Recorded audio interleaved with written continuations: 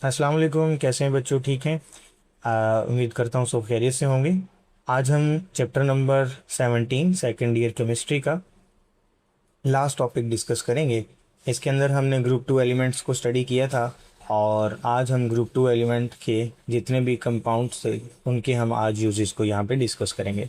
तो सबसे पहला जो हम इसका थोड़ा सा लाइंस देख लेते हैं।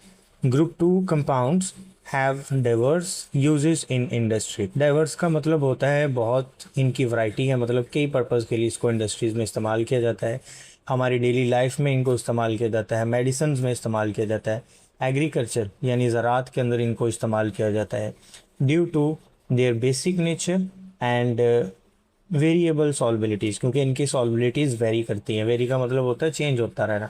तो इनकी सॉल्बिलिटीज़ क्योंकि चेंज होती हैं इस वजह से। और दूसरी जो मेन रीज़न है वो क्या है? Basic nature. तो अगर आपसे सिंपल पूछा जाए कि ग्रुप टू के एलिमेंट्स को क्यों इतनी जगह यूज़ किया जा रहा है और उसकी क्या मेन इंपॉर्टेंस है, तो हम इसके अंदर सिंपल ये लिखेंगे क्योंकि इनकी बेसिक नेचर होती है। एक नंबर वन, इनकी बेसिक नेचर होती है। दूसरा, इनकी सॉल्युबिलिटी वेरी करती है, इसीलिए इनको मेडिसिन में, इंडस्ट्रीज़ में, एग्रीकल्चर में हर जगह इस्तेमाल किया जा रहा है। तो सबसे पहले हम देखेंगे role of group two compounds in industry and in everyday life. तो सबसे पहला जो हमारा पॉइंट है वो है कंस्ट्रक्शन। अगर कंस्ट्रक्शन में देखा जाए तो मोस्टली जो कैल्शियम कार्बोनेट है इसका नाम सबसे पहले आता है।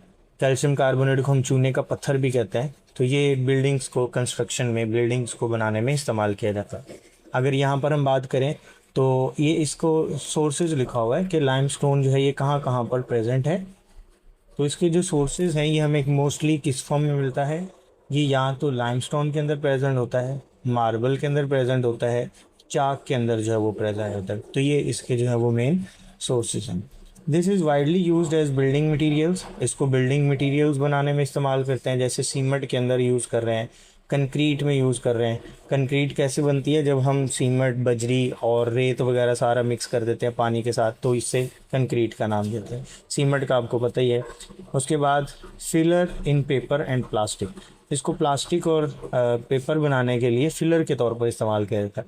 अच्छा, ये फिलर जो होता है इसको हम सिंपल कहते हैं कि ये जब अगर मुझे आप लिखें तो उसको मैं यूँ लिखता हूँ।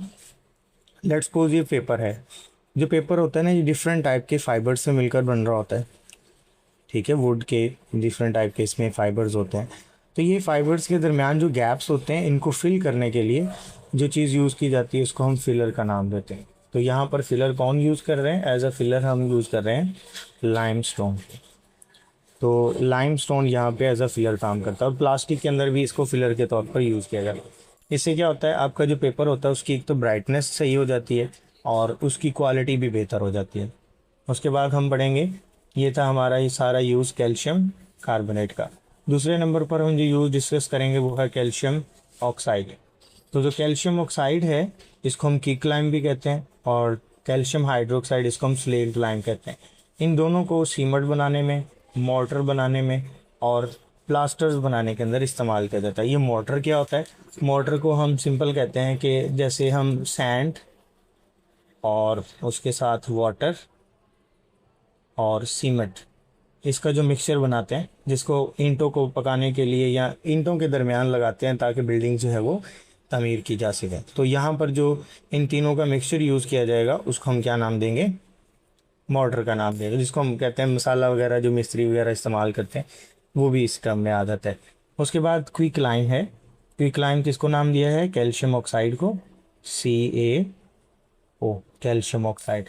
कैल्शियम ऑक्साइड को हम स्टील प्रोडक्शन में यूज़ करते हैं, तो स्टील प्रोडक्शन के अंदर इसको यूज़ करते हैं ताकि ये इम्प्योरिटीज़ को वहाँ से रिमूव कर ले। दूसरा यूज़ आ जाता है कैल्शियम। ये वाले जितने भी यूज़ थे ये कैल्शियम ऑक्साइड के थे। अब हम देख लेते हैं कैल्शियम सल्फेट। तो तीसरा जो इम्पोर्टेंट इसका कंपाउंड है वो है कैल्शियम सल्फेट। कैल्शियम सल्फेट को जिप्सम भी कहते हैं अगर इसके साथ 2 वाटर मॉलिक्यूल्स अटैच हैं। ये हाइड्रेटेड फॉर्म के अंदर है, CaSO4.2H2O। ये वाटर ऑफ क्रिस्टलाइजेशन होते हैं, हर सॉल्ट के अंदर ये प्रेजेंट होते हैं। तो हम कहते हैं ये जो कैल्शियम सल्फेट है, जिप्सम, इसको भी हम क्या करते हैं? प्लास्टर बोर्ड बनाने के लिए ड्राई वॉल, ये स्पेसिफिक टाइप की प्लास्टर की वॉल्स होती हैं जो प्रिपेयर्ड आती हैं, पहले से बनाई हुई होती हैं, तो उनके लिए। और प्लास्टर ऑफ पेरिस के लिए भी इसको इस्तेमाल किया जाता है। तो प्लास्टर ऑफ पेरिस में भी फार्मूला यही है, बट इधर हाफ H2O है। क्लियर है? तो ये प्लास्टर ऑफ पेरिस का फार्मूला, जिप्सम का फार्मूला, इन दोनों फार्मूलाज को आपने देख लेना है। तो इसको प्लास्टर ऑफ पेरिस बनाने के लिए इस्तेमाल करते हैं। प्लास्टर ऑफ पेरिस क्या होता है? ये मोस्टली जब हम घरों में पेंट वगैरह कराते हैं तो वो जो दीवारों के अंदर सुराख होते हैं उनको बंद करने के लिए एक स्पेसिफिक टाइप का पेस्ट यूज किया जाता है। उस पेस्ट को हम प्लास्टर ऑफ पेरिस कहते हैं। इसके अलावा इसको स्टैचूज बनाने के अंदर भी इस्तेमाल करते हैं। तो डिफरेंट इनके जो है वो यूजेस होते हैं। तो ये कंस्ट्रक्शन में यूजेस था। अब हम देखेंगे इन्वायरमेंट के अंदर। तो इन्वायरमेंट के अंदर कहाँ पर यूज़ करते हैं जिसको? Calcium oxide and calcium carbonate are used as flue gases desulphurisation. अच्छा देखें, डीसल्फराइजेशन एक ऐसा प्रोसेस है जिसके अंदर जो फ्लू गैसेस होती हैं, ये वो वाली गैसेस हैं जो इंडस्ट्रीज़ की चिमनी से निकल रही होती हैं। जो इंडस्ट्रीज़ हैं उनकी जो चिमनीज़ हैं उनसे जो वेस्ट गैसेस निकलती हैं उनमें से सल्फ़र के कंपाउंड्स होते हैं, जैसे सल्फ़र ऑक्साइड है, सल्फ़र डाइऑक्साइड है, सल्फ़र ट्राइऑक्साइड है। इन ऑक्साइड्स को रिमूव किया जाता है। इस प्रोसेस के लिए हम एक और वर्ड भी यूज़ करते हैं, इसको कहते हैं वेट स्क्रबिंग। इसके अंदर क्या किया जाता है? कोई भी जो गैस होती है उस गैस को चिमनी से बाहर निकालने से पहले वाटर में से पास किया जाता है। तो वाटर क्या करता है? उसके अंदर से ये जो सल्फ़र के ऑक्साइड्स हैं इनको क्या कर लेगा? एब्जॉर्ब कर लेगा। तो कैल्शियम ऑक्साइड और carbonate are used in flue gas desulphurisation. इसको वेट स्क्रबिंग भी कहते हैं। मतलब वो जो वाटर वाला सोल्यूशन होगा उसके अंदर ये वाले दो कंपाउंड होंगे। इनका काम क्या होगा? ये इसके अंदर से एसिडिक सल्फर्स को रिमूव कर लेंगे, यानी sulphur dioxide, sulphur trioxide from the flower plant emission. जो बिजली घर वगैरह होते हैं वहाँ पे जब कोयला वगैरह जलता है तो वहाँ से जो ये सल्फ़र के कंपाउंड निकल रहे हैं वो इनको अब्जॉर्ब कर लेंगे। Are preventing from acid rain, इससे एसिड रेन से बचा जा सकता है। मतलब इन्वायरमेंट को साफ़ करने के लिए इसको इस्तेमाल कर सकते। दूसरा जो है वो है मैग्नीशियम ऑक्साइड। पहला यूज़ किसका था? कैल्शियम ऑक्साइड का। दूसरा यूज़ देखेंगे हम magnesium oxide. Magnesium oxide is use as refractory material. Refractory material ऐसे मटेरियल्स को कहते हैं that can stand on a large temperature. आप सिंपल यूँ कह लें कि जो बहुत ज़्यादा टेम्परेचर पर भी मेल्ट नहीं होते, यानी इनकी कैपेसिटी जो है वो हीट को अब्जॉर्ब करने की बहुत ज़्यादा होती है। तो इसीलिए इनको कहाँ पर यूज़ करते हैं? फर्नेसेस की लाइनिंग के लिए। फर्नेसेस कहते हैं भट्टियों को। जैसे हमने लाइम किल्न पढ़ा था लास्ट टॉपिक के अंदर, जिसमें हमने चूने की भट्टी पढ़ी थी। उसके अंदर जो अंदर वाली लाइनिंग होती है उसके अंदर किसको इस्तेमाल करते हैं? मैग्नीशियम ऑक्साइड की इसकी लाइनिंग की जाती है, क्योंकि उसका टेम्परेचर 900 डिग्री तक चला जाता है। तो इतने ज़्यादा टेम्परेचर को कोई मटेरियल तो होना चाहिए ना जो बर्दाश्त कर पाए। तो वो कौन है? Magnesium oxide. तो इसको क्या करते हैं? रेफ्रैक्टरी मटेरियल, यानी ऐसा मटेरियल जो बहुत ज़्यादा टेम्परेचर पे भी खुद को स्टैंड कर लेता है, वहाँ पर इसको इस्तेमाल करते हैं। Because of due to high melting point, क्योंकि इसका मेल्टिंग पॉइंट क्या होता है? बहुत ही ज़्यादा। ये डू यू नो वाला पॉइंट में बाद में देखते हैं, पहले इसका यूजेस देख लेते हैं। मेडिसिन के अंदर ये कहाँ पर इस्तेमाल किया जाता है? तो अगर हम बात करें मैग्नीशियम हाइड्रोक्साइड की, तो इसको मिल्क ऑफ मैग्नीशिया भी कहते हैं। इसको एक्सेस स्टोमिक एसिड, हमारे एसिड के अंदर ना तजाबियत हो जाती है, तो उस तजाबी वाले एसिड को, क्योंकि ये बेस का काम कर रही होती है, वो जो हमारे स्टोमिक में रिलीज़ हो रहा था वो एसिड था। एसिड और बेस दोनों रिएक्ट करेंगे तो इस रिएक्शन को कहते हैं न्यूट्रलाइजेशन रिएक्शन। क्या नाम देते हैं? तो न्यूट्रलाइजेशन रिएक्शन होगा, जैसे स्टोमिक के अंदर जो एक्स्ट्रा एसिड प्रोड्यूस हुआ था, एक्साइज एसिड, उसका इफेक्ट जो है वो ख़त्म हो जाएगा। और इसको लैक्सेटिव के तौर पर भी इस्तेमाल करते हैं। तो लैक्सेटिव क्या होती हैं? ये वो वाली मेडिसिन हैं लैक्सेटिव्स जो कॉन्स्टिपेशन से रिलीफ के लिए इस्तेमाल की जाती हैं। अगर कब्ज़ वगैरह हो जाती है, कॉन्स्टिपेशन, तो उससे छुटकारा हासिल करने के लिए हम इसको यूज़ करते हैं। उसके बाद दूसरा आगे देखेंगे, इसके और यूजेस भी हैं। Low solubility make it safe to use, क्योंकि ये पानी में या हमारे स्टोमिक के अंदर इतना ज़्यादा सॉल्युबल नहीं होता, इसलिए ये बॉडी के लिए इतना नुकसानदेह भी नहीं है। ये पहला यूज़ था मैग्नीशियम हाइड्रोक्साइड का। इसको स्टोमिक एसिडिटी को रिमूव करने के लिए इस्तेमाल करते हैं। दूसरा मेडिसिन के तौर पर जो कंपाउंड यूज़ होता है इसका नाम है calcium carbonate. Calcium carbonate is used in indigestion tablet as antacids. Indigestion tablets mean ऐसी टैबलेट्स जो हमारी बॉडी में डाइजेस्ट नहीं होंगी, और ये क्या काम करेंगी? भी एंटासिड का काम करेंगी। एंटासिड भी ऐसी मेडिसिन होती हैं जो स्टोमिक की एसिडिटी को ख़त्म करने के लिए इस्तेमाल की जाती हैं। और तीसरा जो है वो है ये भी बल्कि दूसरा कंपाउंड ही है, कैल्शियम कार्बोनेट का यूज़ है। Calcium carbonate are essential for strong bones. ये हमारी बोन्स को, टीथ को स्ट्रॉन्ग करवाने के लिए बहुत ज़्यादा यूजफुल होता है, इसलिए इसको डाइट्री कैल्शियम सप्लीमेंट के तौर पर भी लिया जाता है। अच्छा, यहाँ पर दो तीन टर्म्स हैं, जैसे स्ट्रॉन्ग बोन्स के लिए ज़रूरी होता है, टीथ के लिए ज़रूरी होता है, वाइडली यूज है डाइट्री कैल्शियम सप्लीमेंट्स। ऐसी मेडिसिन जिसके अंदर वो वाली चीज़ें प्रेजेंट होंगी जो हमारी बॉडी में जिनकी कमी है। जैसे कैल्शियम सप्लीमेंट्स हैं तो इसके अंदर कैल्शियम को ऐड कर देते हैं ताकि जो हमारी बॉडी में कैल्शियम की कमी है उसको दूर किया जा सके। और इससे क्या होता है, ऑस्टियोप्रोसिस से बच जाते हैं। प्रिवेंट का मतलब होता है बच जाना, ऑस्टियोप्रोसिस। ऑस्टियोपोरोसिस जो है ये एक बीमारी है जो बोन्स की बीमारी होती है। हड्डियाँ जो है वो वीक हो जाती हैं और उनके कमज़ोर होने के चांस होते हैं, टूट भी सकती हैं। तो उसे अगर हम देखें तो ऑस्टियोपोरोसिस कहते हैं। तो उसके लिए हम क्या करते हैं, मैग्नीशियम को कैल्शियम के कंपाउंड्स को यूज़ करते हैं ताकि क्या किया जा सके, जो कैल्शियम की कमी है उसको दूर किया जा सके। नेक्स्ट जो कंपाउंड है वो मैग्नीशियम के दोबारा से यूजेस आ गए। Magnesium sulphate, magnesium citrate are important muscles and nerve functions and use to treat the magnesium deficiencies. तो ये क्या होते हैं, हमारे मसल्स के लिए और नर्व्स की डेवलपमेंट के लिए बहुत ज़्यादा ज़रूरी होते हैं ताकि वो प्रॉपर फंक्शन करें। तो अगर इनकी कमी हो जाए मैग्नीशियम की तो ये हमारे मसल्स वगैरह जो हैं ये प्रॉपर तरीके से काम नहीं कर पाते। तो उसकी कमी को दूर करने के लिए फिर मैग्नीशियम सल्फेट या मैग्नीशियम को वगैरह की मेडिसिन जो है ये ली जाती है। नेक्स्ट जो हम तीसरा यहाँ पर यूज़ पढ़ेंगे वो है Epsom salt. Epsom salt magnesium sulphate .7H2, ये इसकी हाइड्रेटेड फॉर्म है। इसको भी लैक्सेटिव के तौर पर इस्तेमाल करेंगे। लैक्सेटिव्स मीन वो वाली मेडिसिन जो कॉन्स्टिपेशन से रिलीफ के लिए यूज़ की जाती हैं। एंड इन बाथ्स, और इसको बाथ्स में भी यूज़ करते हैं। बाथ्स में नहाने से पहले पानी के अंदर इसको मिक्स कर लेते हैं, वाटर में इसको मिक्स कर लिया जाता है, जिससे क्या होता है बॉडी की जो थकावट होती है वो दूर हो जाती है। मसल अगर उसमें क्रैम्प्स पड़े हुए हैं या वैसे आपकी बॉडी में थकावट है, खलियाँ पड़ी हुई हैं, तो उनको दूर करने के लिए हम क्या करते हैं, मैग्नीशियम सल्फेट के साल्ट को वाटर में यूज़ करके देन यूज़ किया जाता है। क्लियर? तो दो यूजेस हैं, एक तो ये लैक्सेटिव के तौर पर इस्तेमाल होते हैं, दूसरा ये बाथ के लिए मतलब नहाने के अंदर भी इसको इस्तेमाल किया जाता है। बेरियम सल्फेट, ये इसका तीसरा सॉल्ट है जो यहाँ पर यूज़ हो रहा है मेडिसिन के तौर पे। बेरियम सल्फेट, इसको बेरियम मील्स के तौर पर यूज़ किया जाता है एक्सरेज इमेजिंग के लिए। देखें जो एक्सरेज होती हैं मोस्टली बॉडी के अंदर जाके अब्जॉर्ब हो जाती हैं।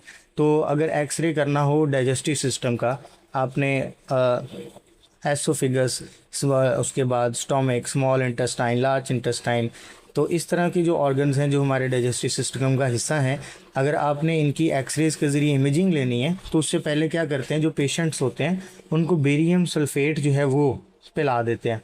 अब ये पिलाने से नुकसान तो नहीं होता, फ़ायदा ही होगा। फ़ायदा ये होगा कि ये एक्सरेज के ज़रिए ओपेक होती हैं, मतलब ये एक्सरेज को क्या करेंगे, टकरा के रिफ्लेक्ट कर देंगे। ओपेक ऑब्जेक्ट्स वो होती हैं जिनमें से लाइट पास नहीं कर पाती हैं। यहाँ पर ओपेक टू एक्सरेज मतलब एक्सरेज पास नहीं कर पाएंगी, जाएंगी टकरा के फ़ौरन वापस। तो इस तरह से क्या होगा, इमेज जो है वो बिल्कुल क्लियर नज़र आती है। इट इज़ सेफ़ बिकॉज ये सेफ़ है। हो सकता है कि बेरियम सल्फेट अब बॉडी में जाएगा तो अब्जॉर्ब हो जाएगा ब्लड में, लेकिन इसकी सॉल्बिलिटी बहुत ज़्यादा कम है, ये हाईली इनसॉल्युबल है, इसलिए ये वैसे ही बॉडी से अब्जॉर्ब हुए बगैर ही बाहर आ जाता है। ठीक है, तो डाइजेस्टिव सिस्टम से गुजर कर ये बाहर चला जाएगा, तो हमारी बॉडी में अब्जॉर्ब होने वाला ये नहीं है। तो इसलिए इसका फ़ायदा है, नुकसान तो नहीं है। तो एक्सरेज इमेजिंग के लिए हम इसको इस्तेमाल करते हैं। नेक्स्ट जो हमारा यूज़ है वो है एग्रीकल्चर में। तो calcium carbonate and calcium hydroxide are added to soil to increase the pH. अगर हमारी सॉइल एसिडिटी है, एसिडिटी वाली सॉइल है, ये मोस्टली तब होता है जब एसिड रेन होती है। एसिड रेन हुई तो जो हमारी सॉइल थी वो क्या हो गई, एसिडिक। तो वो एसिडिटी को ख़त्म करने के लिए हम क्या करते हैं, उसके अंदर कोई बेसिक केमिकल्स अटैच कर देंगे, कोई ऐड कर देंगे, कैल्शियम कार्बोनेट या कैल्शियम हाइड्रोक्साइड, ये दोनों बेसिस का काम करते हैं। इससे क्या होगा, जो सॉइल की एसिडिटी है वो ख़त्म हो जाएगी, making the soil more suitable for the crops production. अब जो है वो ज़्यादा प्रोडक्शन होगी वहाँ पे क्रॉप्स की। Calcium and magnesium essential plants nutrients, ये प्लांट्स के लिए बहुत ज़्यादा ज़रूरी होते हैं। क्यों ज़रूरी हैं? कैल्शियम का सबसे पहले देखेंगे for the cell wall development, ये सेल वॉल की डेवलपमेंट के लिए ज़रूरी होता है। प्लांट के अंदर जो सेल वॉल है उसकी डेवलपमेंट के लिए कौन सी चीज़ बहुत ज़्यादा ज़रूरी है? Calcium. While the magnesium is the central atom of the chlorophyll. हम सबको पता है जो क्लोरोफिल है ये लीव्स के अंदर प्रेजेंट होता है और ये क्या करता है, ये लाइट को ऑब्जॉर्व करता है ड्यूरिंग फोटोसिंथेसिस।